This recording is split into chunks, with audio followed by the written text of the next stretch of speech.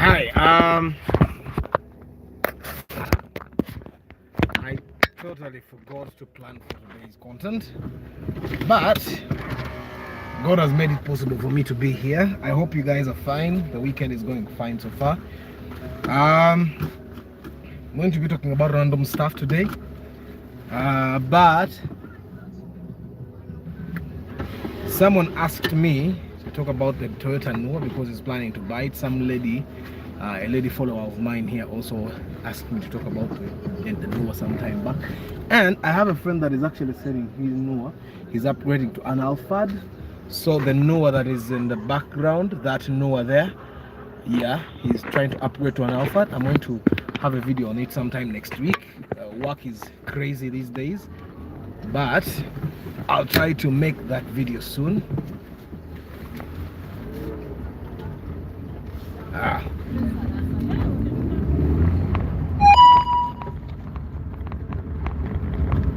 Yeah, today is a Saturday. A lot of cars on the road, even the cars that and today the police did not actually try to find people with fines, so the road is safe. Those that have DMCs, cars for beginners. I want yeah, however, the cars are a lot on the road, but there is no jam though. Yeah, I'm going to be having a sort of road trip next week, where I'm going to be driving. Yeah, I drive 80 kilometers a day, but next week I think I'll be driving about next week on Monday I'll be driving about 500 kilometers in one day, and I'll not be going to one specific place. I'll be going around almost everywhere. Yeah. So I want us to talk cars. You can fire me a question right away and I'll answer it. Yeah, but someone asked me about the Noah. I've been doing videos on theoretically on the Noah for so many days, and I thought it would be very simple for people to figure out. The Noah has no problem. It's very easy to maintain, okay? But timing belt, that's something you have to watch out for. There are cars that when you're driving them, you need to know, you need to maintain the schedule for changing your timing belt. You don't wait until it's broken. Noah is one of them. Then there's the Toyota Ipsam. Then there's the Toyota Corona. Yeah, and you know it's quite expensive to repair stuff on the road when you're driving, and then all of a sudden the timing belt breaks.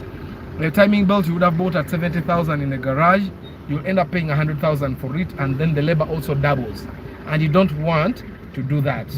So it's always very good to maintain the schedule of repairing certain parts. And in the older versions of Toyotas, the Noah, Ipsam, that's the timing belt. You see, the new versions, the new engines, the VVTi engines don't have timing belts. Instead, they have timing chains, and these timing chains never really break down. They can get old and then they start making some noises, but they never really break down. So, but if you're driving the older versions, you need to check your timing belt, change it on time, make sure that it doesn't break down on the road, because it might break down and spoil other things. For example, with the Volkswagens, if the timing belt breaks, it even breaks the valves. Okay, and that's extra expense in repairs for you. So check out the repairing, the fixing of the timing belt, and do it in time. The other thing that I realized that people rarely actually check on, unless the mechanic does it, is the brake fluid. And the brake fluid serves two purposes. For me who drives the manual car, it helps me with my clutch, and it also works on the brakes, of course. Now, how do you know that the brake, you need to change brake fluid or your cylinder? You know, the brakes, they have a cylinder there in the bonnet. It's a big tin-like thing, plastic. And what this thing does is that it holds the brake fluid. Now, for you to know that it's unhealthy and it's about time you changed it, when you look at the brake fluid, you know, normally the brake fluid is clear in color. So when you look at the brake fluid in the cylinder there, you will realize that it's black. The moment the brake fluid turns black, even for the guys that drive manual cars, the moment brake fluid turns black, it means it's time for you to change the cylinder. that thing that holds the brake fluid. So it's important that you know, so that you don't wait for the time when you actually crash into another car or get an accident because the brakes finally gave up. Yeah, because they will give up in time to come. So brake fluid, you should know how to change it.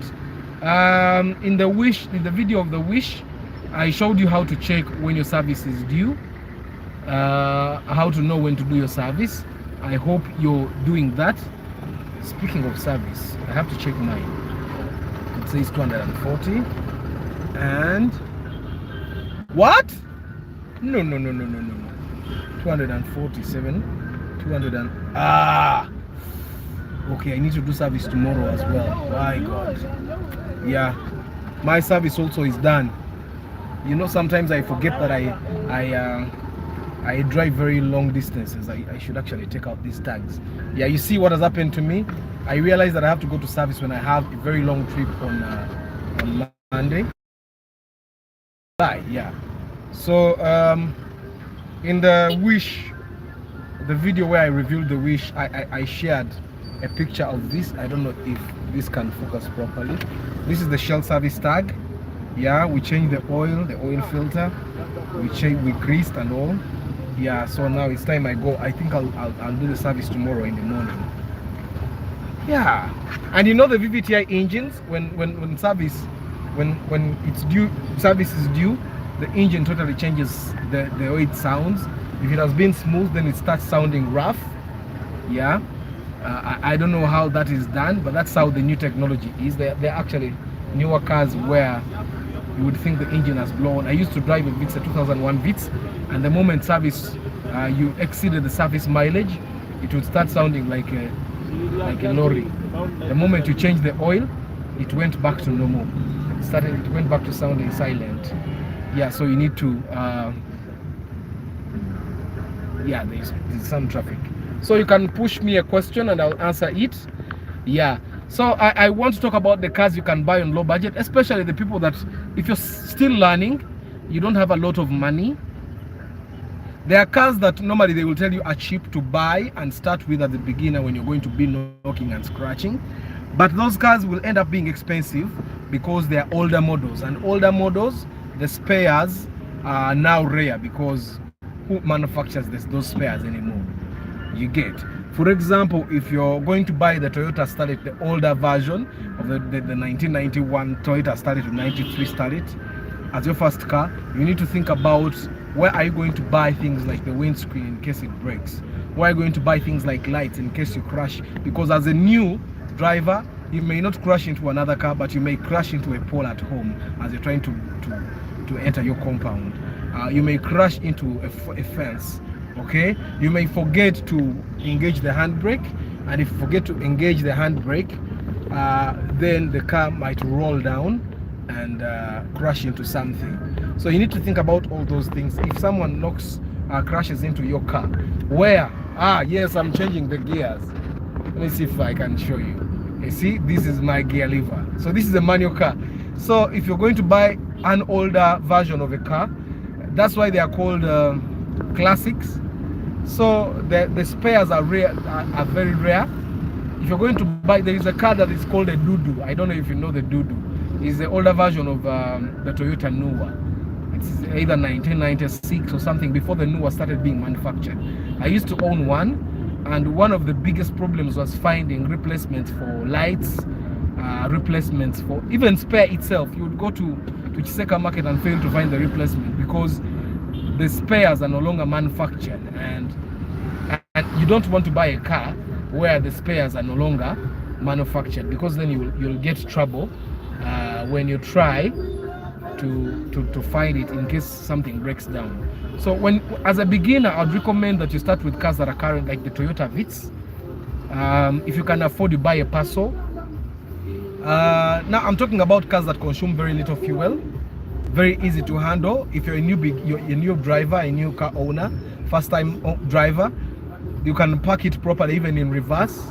I'm assuming that you have already gone to driving school, or you have been taught by someone that actually knows how to drive, because then they'll teach you how to do reverse parking, because in Kampala especially in the city center. Most of us, all our spots, by the way, you will need to park, to reverse park. Unlike Okuja Konga, you have found there is a very huge space, like so many parking spots are free. But in case you find that most of the parking spots are occupied, you're going to find yourself having to reverse park. So you have to learn that as well.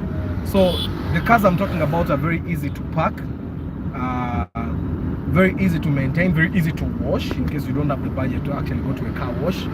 Yeah, so you're not going to be a first-time driver, and I encourage you to go and buy an Alpha, no matter how much money you have.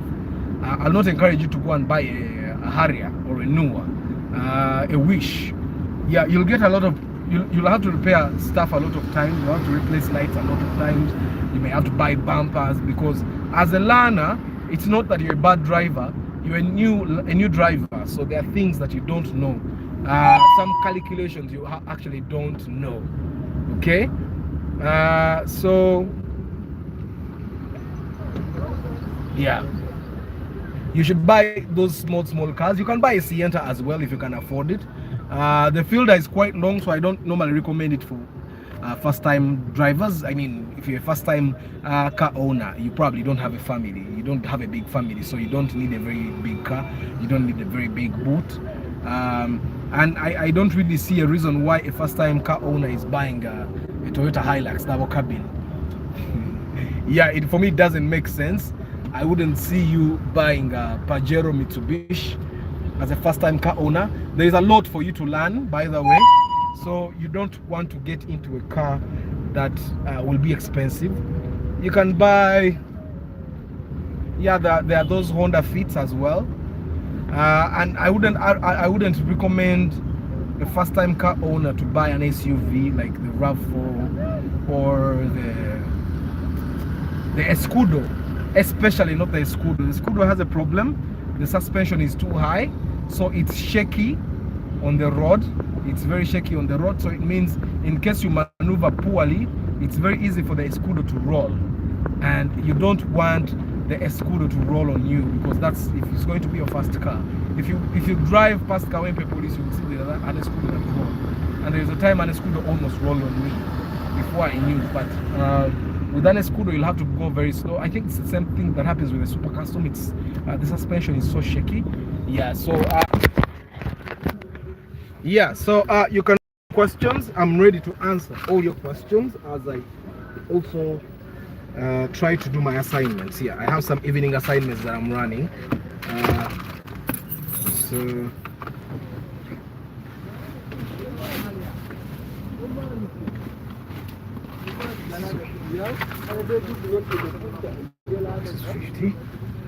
yeah, so first time drivers, I recommend the Toyota Vitz. I recommend you can buy the Mazda Demio first time, although it's going to be hard for. Yeah, but you can pop me questions. I'm here whenever you are.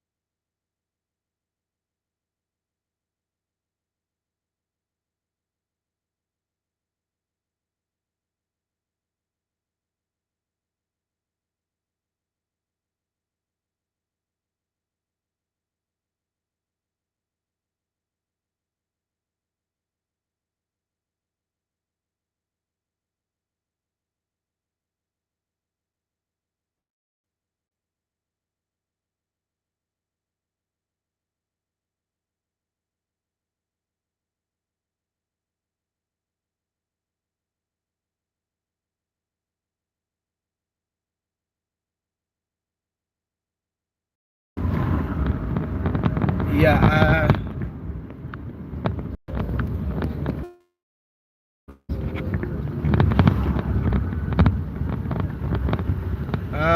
Simon, Toyota Rush is this tiny thing that looks like a RAV4, right? Yeah, Toyota Rush. How many are they on the road though? I've seen maybe a couple of hundreds. And I see when you hi Patrick, you're welcome guys. So the Toyota Rush is this thing that this car, it's an SUV of sorts. It looks like the Toyota RAV4, right? Now I've seen some of them. Never really driven one, I'll be honest. But from what I read, it should be sharing spares with the RAV4, but it doesn't. Okay? So normally when people buy it, I don't know if it's the brokers that built them or something. So normally when people buy it, they are spares with the RAV4, which will make it kind of cheap. But it ends up not sharing the spike because it's sexy and it probably serves the purpose of a RAV4, but it ends up not serving the purpose of a RAV4 because it's not as hardcore as the RAV4. Because if you know the RAV4 has its problems, yes, but it's hardcore. The RAV4 can go to all roads. It can go through all places, which is not like the Toyota Rush. The Rush, on the other hand, is the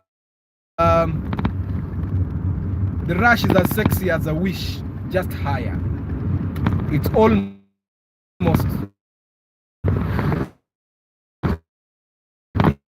out of this world, because you will walk to Chiseka market trying to look for the suspension of a Rush.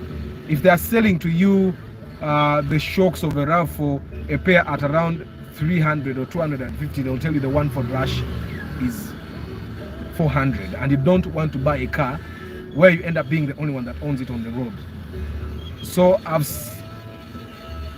a mechanic friend of mine has a client that has a Rush, but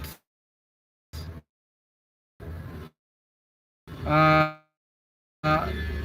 same person has a Subaru for special. I think the Rush was the sexy version, and then the Subaru was the muscle car.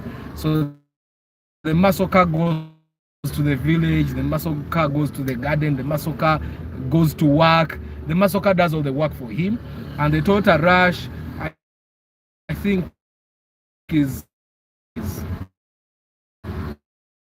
you know, there are cars that are expired without me knowing. It's because I do along the everyday service. But my car serves me properly. We're talking about first-time car drivers. The first-time car driver should avoid SUVs at all costs. Why? Because SUVs it's a very good practice for you to buy a small car that is easy to maintain for almost everyone. Why?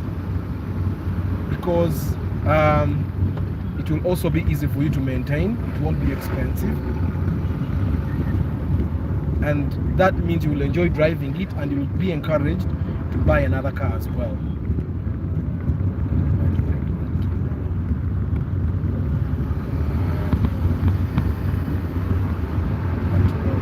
So I'm contemplating which road to use because of the traffic that is in almost all places. Yeah. So there are cars. Someone asked me to talk. Okay, there are so many. The Kayonges are the ones they call Buyongeza. A follower of mine asked me to talk about it. Now I used to own a Kayongeza. The particular one I owned was a hijet. Everyone kept saying the hijet was good, the Suzuki was bad. There's also Honda. Well, majority of people buy hijets. If you don't know the car I'm talking about, you know pickups. Now you know that small pickup that The townace, which is the bigger version of the Kayongeza, but with the hijet. Now, the problem that the Kayongeza has is the same problem that, I don't know if you guys know about the Toyota Duet. That's small car that came out at the same time in Uganda, at least. It came at the same time the Vitz came, and if someone didn't buy the Vitz, they would buy the Duet. If someone did buy the Duet, they would buy the Vitz. Now, majority of the people that bought Duets ended up regretting. I know a friend of mine who actually tried to make it work. He bought an engine and all that, but all those options did not work because, well, the Duet just has problems. The engine, its engine is bad. Now, the engine that was made in the Kayongeza, which you call the hijet, the most popular Kayongeza on the road, is made by the same company that makes the engine for the Toyota Terios. You guys know the Terios, that small SUV that is like the alternative to the Pajero GDI. You know the Toyota Terios, small Pajero looking like Toyota. So the company that makes the engine of the Terios, also the Terios is a very problematic vehicle. Don't ever buy the Toyota Terios. Now, I told this to someone that wanted to buy a car. They came for my advice. They really wanted the Terios, and I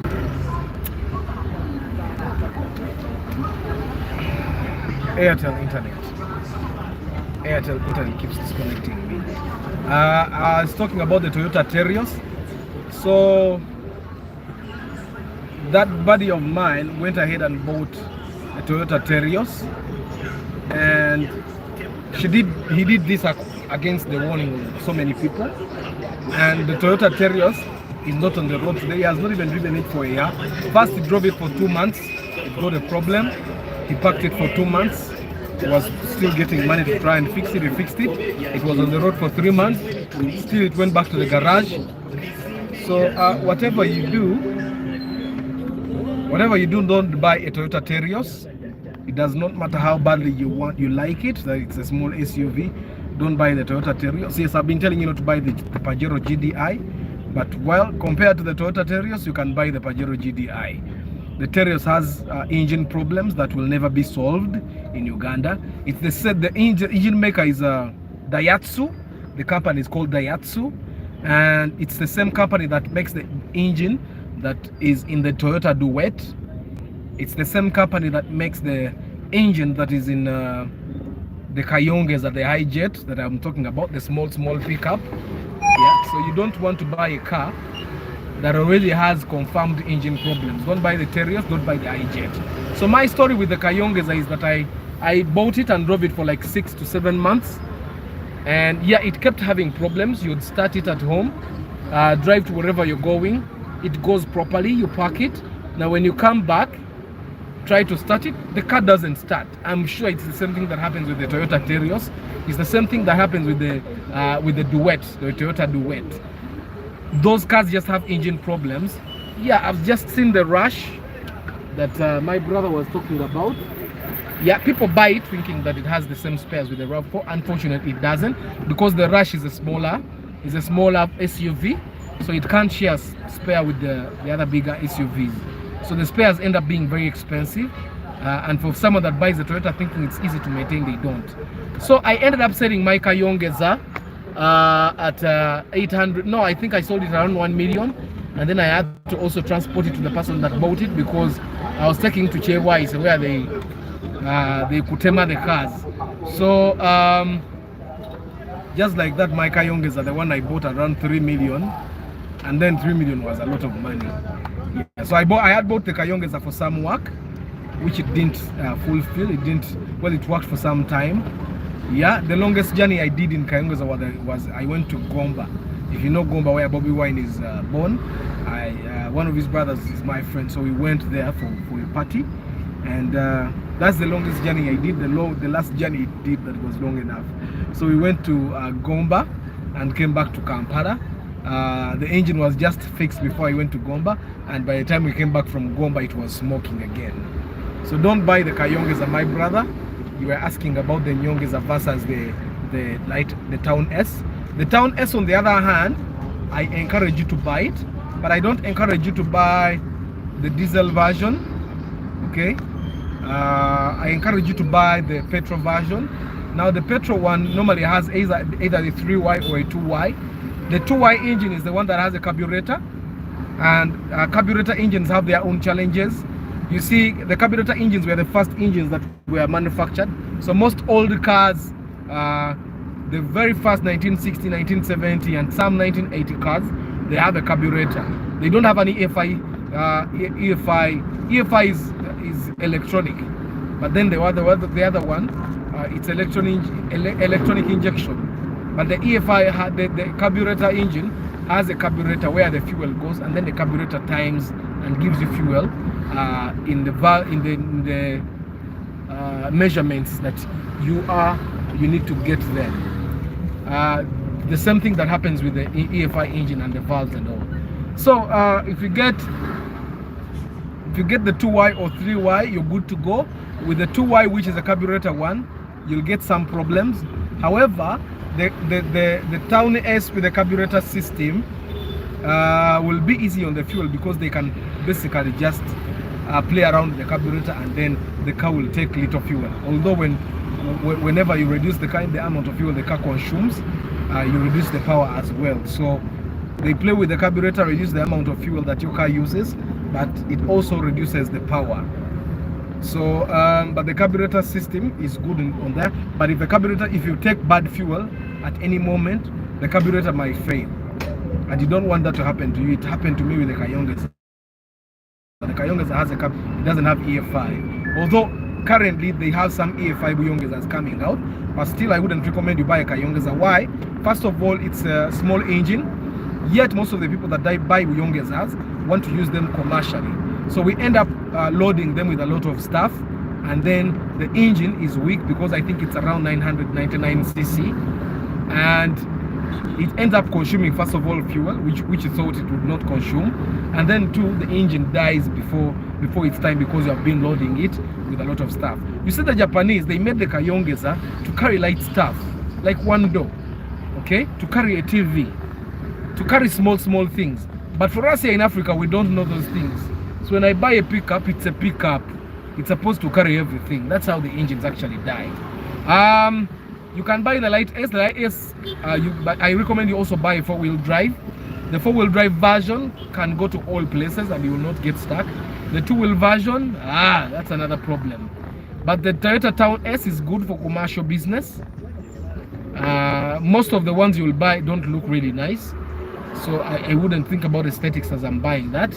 But you can buy it, although my recommendation is that if you want to buy a townace and they are selling it to you expensively and you're going to use it commercially, it's a better option for you to buy a real lorry, like a Toyota Canter or a Mitsubishi Peak lorry, because you'll find that they're selling to you a townace at around 16 million when you can get a lorry in the same amount.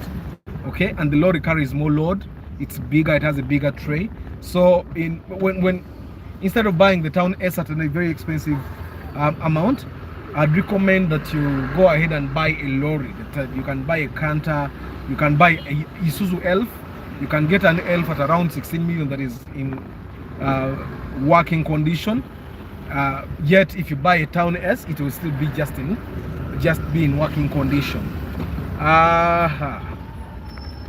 Yeah, townace is just going by me. Yeah, but if you're going to get a townace at around 12 to 13 million and it's good condition, go ahead and drive it. Okay, go ahead and buy that car and drive it. But if you're going to be getting it at 16 million, that's quite a lot of money. I don't really recommend it. Yeah, I'm driving on Bombo Road now, heading somewhere. Yeah, I've been seeing the Toyota Rush. I've seen 2 Toyota Rushes now.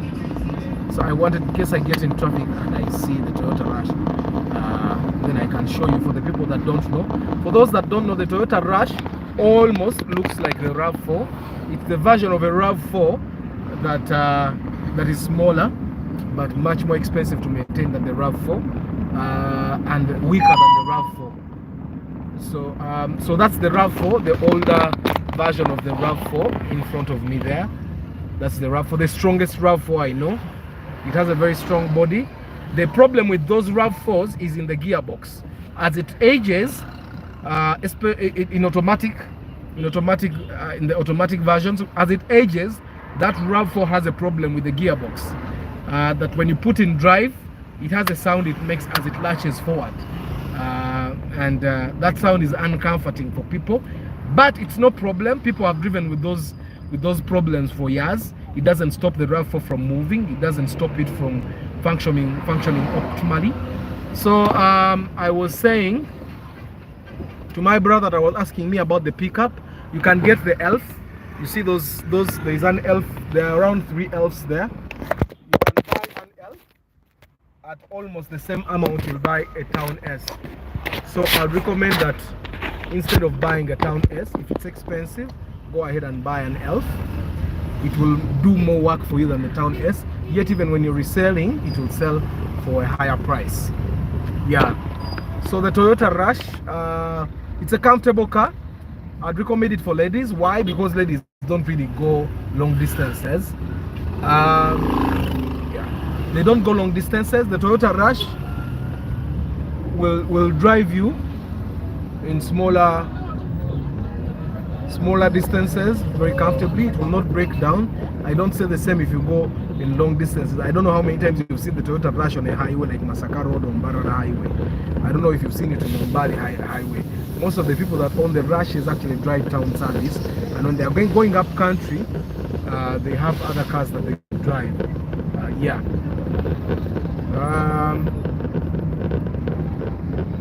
The other car that the first-time drivers can actually drive, that will not give them a lot of trouble, is the Corsa. Yeah, the Toyota Corsa doesn't really have a lot of problems if you maintain the engine properly. However, if you don't maintain the engine properly and it breaks down, yeah, that's another cost. But that happens with every car if you don't maintain the engine properly. Like now, my service expired. Yeah, so I'm going to go to Shell now to do service in case I find them open. It's along the way to where I'm going. And yeah, a first-time driver can also buy a Primo. Although the Primo is prone to car thieves, they like it because even if he were to reduce the car to spare parts, you'd get a lot of money because so many people are looking for Primo spare parts. A first-time car driver can also buy a Rawum, both new and old model. But if you're first time, I would recommend that you buy the old model first. The new model spares are quite expensive. The old model, they are cheaper because who drives the old model anymore? Now the cars I recommend most of them have ABS. Now the ABS system helps the car brake smoothly and faster, even when you're in a slippery condition. But a car that doesn't have ABS, you are basically on your own. Okay. You can also buy a Spacio.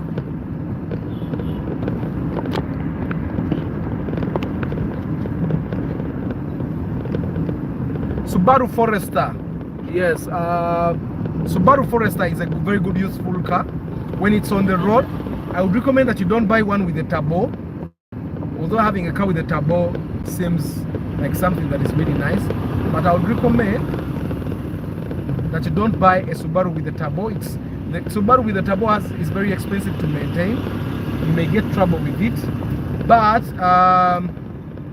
if you buy one without a turbo, then you'll not have as many engine problems as some Subaru drivers get. I have a friend of mine that bought a Subaru. He bought it new, by the way, I think it was UBD in 2020, a little before the lockdown. He bought it in 2020, a little before the lockdown, and by the time the lockdown was being eased, he was selling the car. It had a turbo, but it was new. It had a turbo, but then it started having these problems that because of the lockdown, he had no money to maintain, so he had to sell it and get another version of Subaru. So he got he got an older model. He got an older model of the Subaru, which didn't have a turbo. Yeah.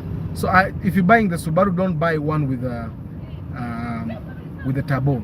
Subarus are not very hard to maintain. The mechanics here know how to fix them, and you see, because these are cars driven by passionate people, there are so many people that can fix the Subaru. So don't get worried about mechanics not being able to fix your Subaru. However, the only problem you're going to get with the Subaru is that it's not cheap. The Subaru is not cheap to maintain. Okay, it will cost you some money. Everything is not cheap.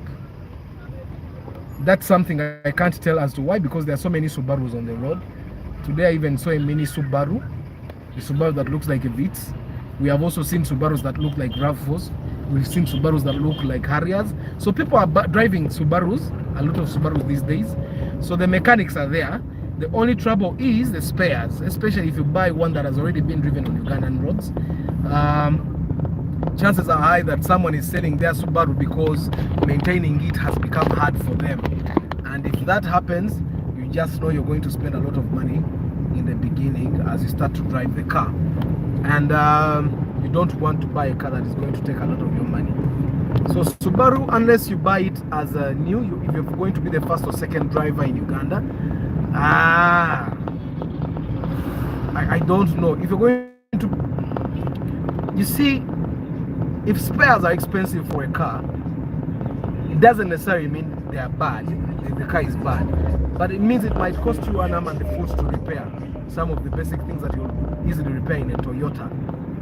Okay, but the Subaru is a very good car, very sturdy on the road, and very fast, by the way. You can enjoy driving a Subaru on highways. But I've found that Subarus are not as comfortable as they are, as you would want it to be. I don't know if it's because I've always been driving the race versions, not the ones meant for comfort. But majority of the Subaru drivers don't really care about comfort. They are just caring. They just say, I'm driving a Subaru, and that's it. I don't know if of the bigger versions and the newer versions, the SUV versions, if they are as comfortable.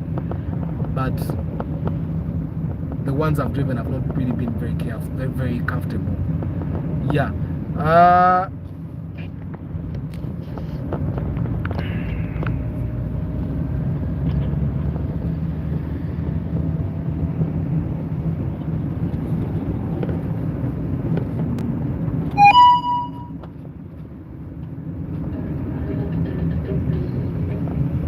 What should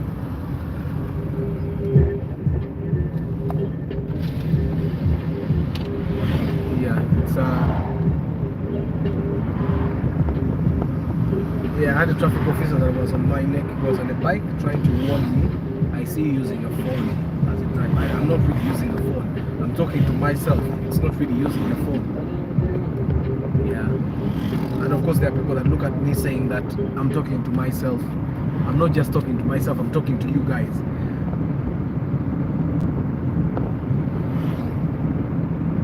So there is a scam that has been going on, and it's important for especially for the people that own cars now, and probably the people that will buy in the future will also know it.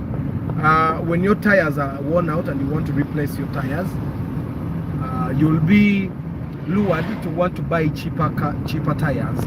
So you go downtown Nachibugo, next to the taxi park and all those places, and a Linglong tire that will cost you about 220,000 up here in Kampala, or let's say at City Tires, or on one of the shops up here, you'll find it costing you 150 downtown.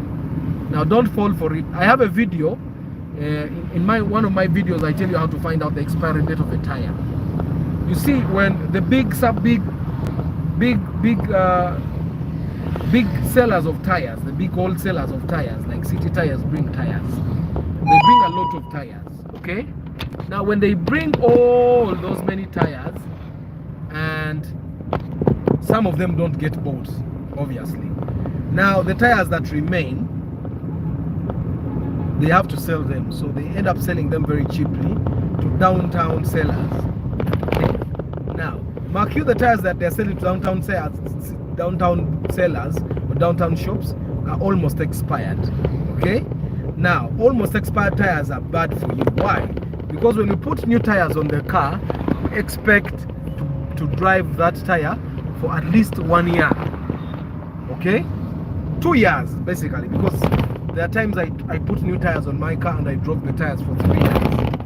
So you should be able to drive your new tire for 3 years. However, you see the times that you put a tire on a car and it expires,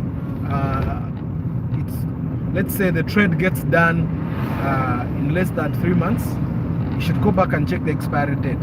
Chances are high that you bought an expired tire.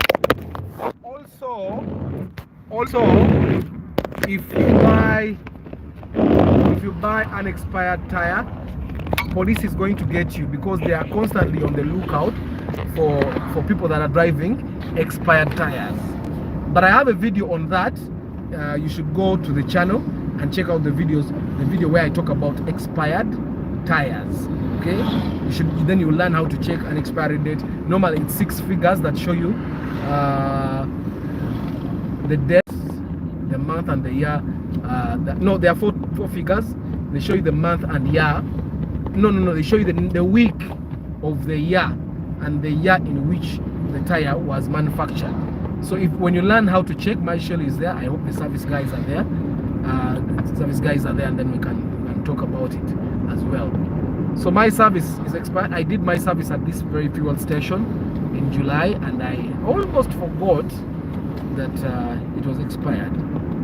Shell fuel is not going to go down. I heard there are places that are selling fuel at 6,650. This one sells at 6,600.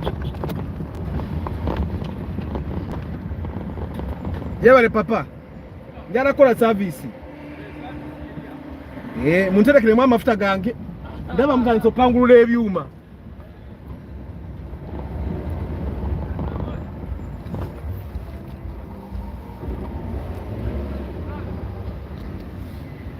Yeah, so I'm in the service bay and I have a very good chance today of yeah.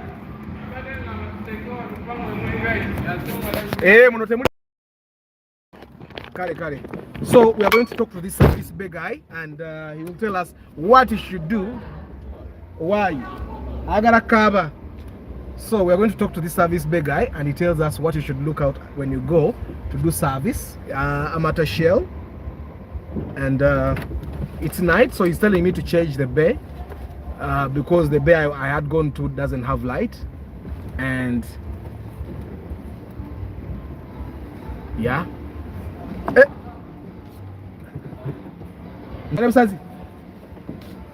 Sigweyo.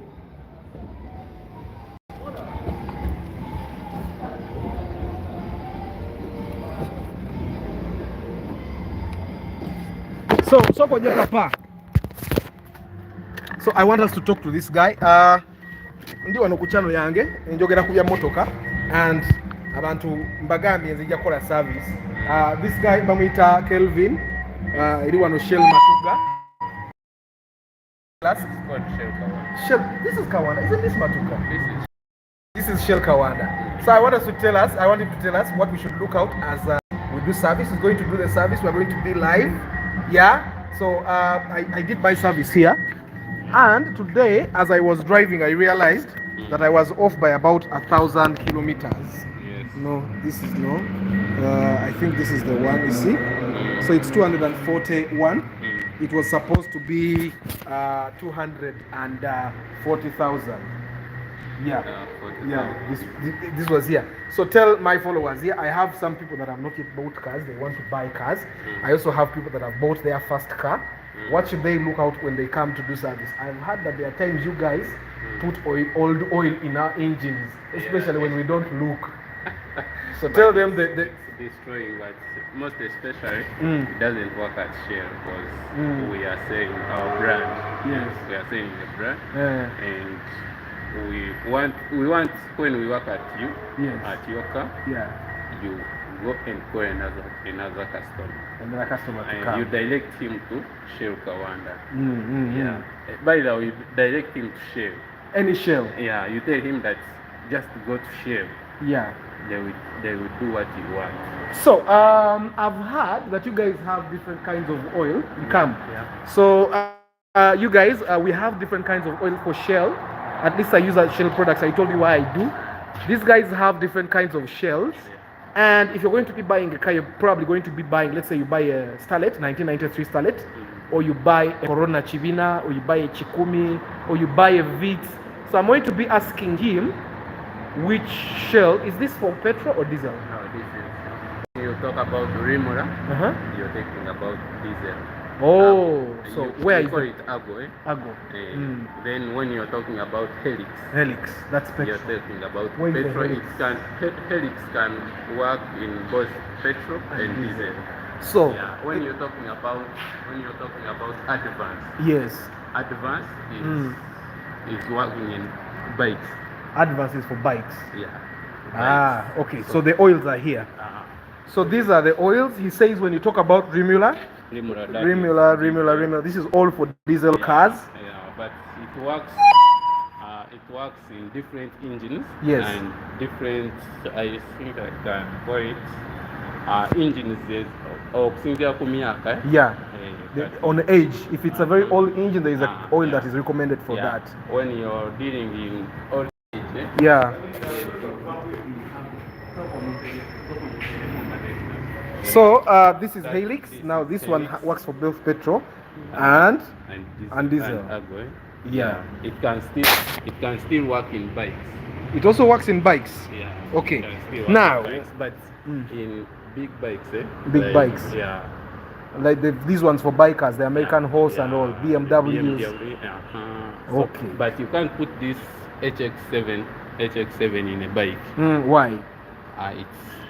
It's heavy, or like it is powerful, right? It's very powerful for you can, when you're dealing in bikes, you can put HX5 or HX3. What does the HX mean? HX3. This goes for 3,000 kilometers. Yeah, it goes for 3,000 kilometers. This for 5,000. Then this is 7. There is also Ultra, which goes for 10,000. 10,000. So my car is a 2000 model. It consumes a little fuel or little oil. Like if you put oil today, in the next couple of months, the oil will have reduced. Which oil should I put? Yeah, you will use this one. Why that one? I normally put this HX5. Why should I put HX3? When it consumes a lot of oil, then you will need to use this one. Why? It's heavier? It's heavy. You won't run out. And another thing, that means that your engine is getting weak.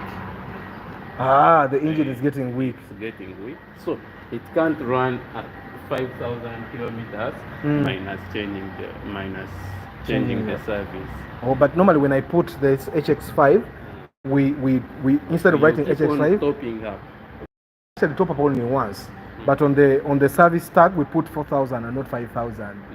Would that work? That means it can't run 5,000 kilometers.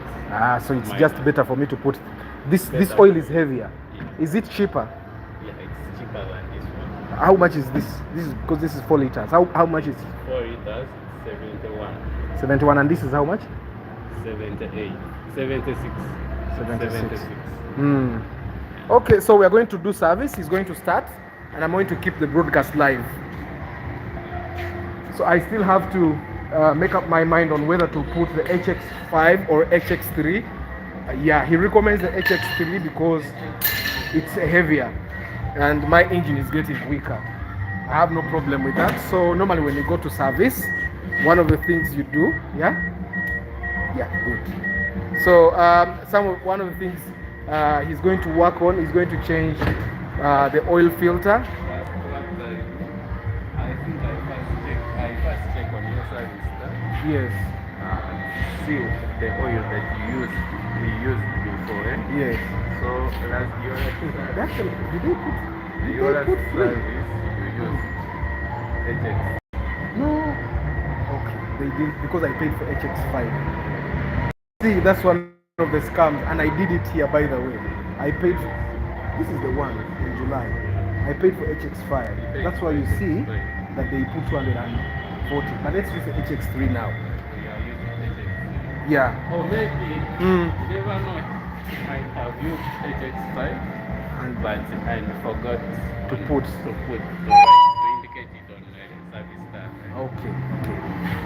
So he's going to open the hood. Motor Wish.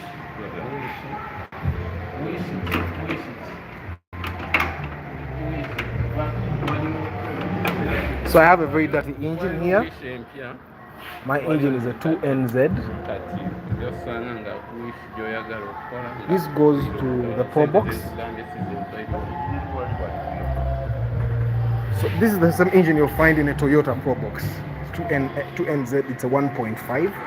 And he says it's getting old. Now, when I was talking about the brake fluid, I was talking about this particular cylinder here. This is the brake cylinder, the master cylinder. So if you check and your brake fluid is black, mine is not actually black, it's just this thing that is dirty, then it's probably time for you to check it. Now, unlike me, you may want to keep your engine bay clean, wash the engine from time to time. But I've washed it and I found that it was futile because I drive about 80 kilometers a day and 30 of those are in a dusty environment. Yeah. So this is the area where you put the oil from, and this is the oil, the dipstick. So you see why it does. Oh, it has been on the road, so it wouldn't show. So for the people that don't know what is in the engine bay area, this is the alternator. Now this alternator is responsible for charging your car battery. Okay. Now this is the self starter. For most of these small cars, the starter is the self, what they call the self. It's there, and mine has a clutch, so that's the clutch cylinder. Okay, and the air cleaner is here. Well, he also will check it, and if it's okay, he will just dust it. If it's not okay, he will recommend that I change it. Yeah, that's the air cleaner. It's here, and then we have this sensor here. Now, if this sensor also gets dirty, now this performs what the airflow meter would do in some of those newer cars. If it gets dirty, then the car will also be stalling or losing engine. Now, this is our radiator here. My radiator is quite different from some of these. The most common radiators have their tops here and below. Mine has the tops in the side. So yeah, so we are going down from where he's going to do the work from. This is the service bay, guys, and what he does, he finds you tell them yeah. Okay. So ekituleetera okusanga nga tuli bayonjo ku Shell, nti tubeera ne facilities ebisobola okukuuma nga oyiro talabika buli wamu. So tulina bino ebyuma ebitereka oyiro tetumuyiwa buli wamu. So ebyoluzungu tubiggyamu. So he's going to he unscrews that. You see that nail there, it's the nail that lets the engine out, the engine oil out. So he unscrews it, and then all the oil will come out. That's that right there is the oil filter. This. So when normally when people say I've gone to do service, that's normally what they mean. They change the oil and the oil filter majority of the times.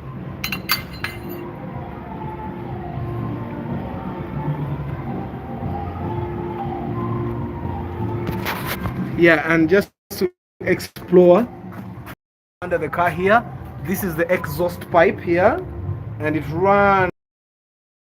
Now this is another thing that can make your car consume fuel. If, for example, this sensor is bad, this is what they call the oxygen sensor. So you see, when the nail is taken out, the screw, then the oil will come out like that. Now this is how you know that your oil is old. If it's black, unfortunately you can't see, but my oil is not really that old. It's not really that black, so yes, I'm doing a very good job maintaining. So I was saying, this is the exhaust pipe. This exhaust pipe normally has these rubber here, the bushes, they hold it in place. Now this is the oxygen sensor here. Now if you went underwater, if you drove your car through water, and this oxygen sensor had wires that were how we open the filter. So this is, although this is the Ugandan way of opening the filter, they get a rope and they get that metal, and then he finds a way to grab the filter and remove it.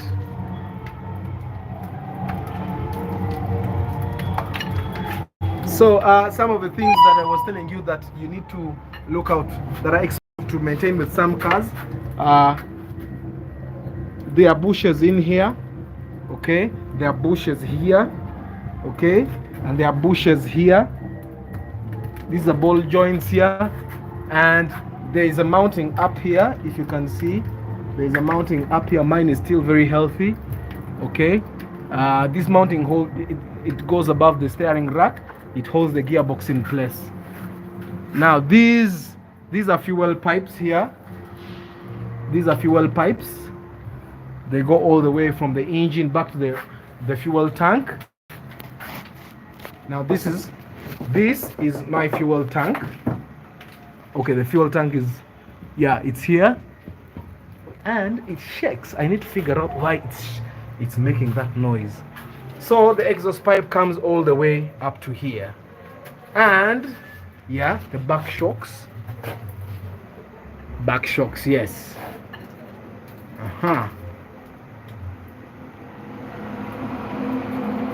I actually have quite a healthy car. Everything still works the way it should. So I'm doing service, and this is where I'm going to end the broadcast, today's broadcast.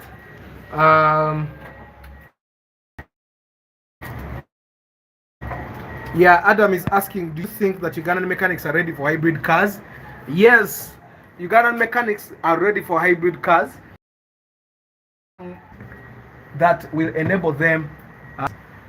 So they are ready. It's just that they are not conversant. You know, the more you bring the cars to the country, these guys will actually learn how to fix them. But if the cars are not here, there is a bush here. It's still healthy. There is one here, still healthy. And then you see when you put fuel, it goes through here, and then it goes to the tank. So you guys, I wish you a very good weekend. I'll see you in my broadcast on Monday or Tuesday, in case I'm not very busy at work. These days have been tough. I've not been able to prepare very well for the content, but I hope it has been helpful for you to know what happens. Ciao.